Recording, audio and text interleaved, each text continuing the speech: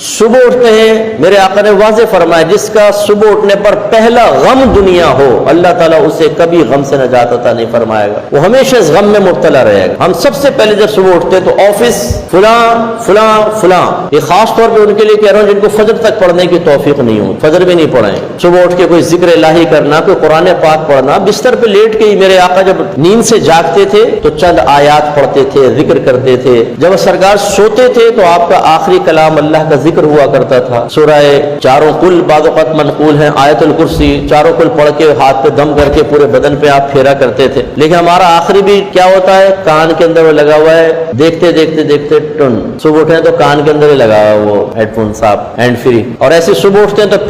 پہلی فکر یا تو ناشتہ ہوتا ہے یا آفس ہوتا ہے یا کچھ بھی نہیں ہوتا۔ جسے ان کے لیے میں عرض کر رہا ہوں کہ جو فجر کی نماز سے غافل ہیں، نہ قرآن پڑھتے ہیں، نہ ذکر الہی کرتے ہیں، کس قدر بری بات۔ ہمارے آقا صلی اللہ علیہ وسلم کا الگ معاملہ تھا۔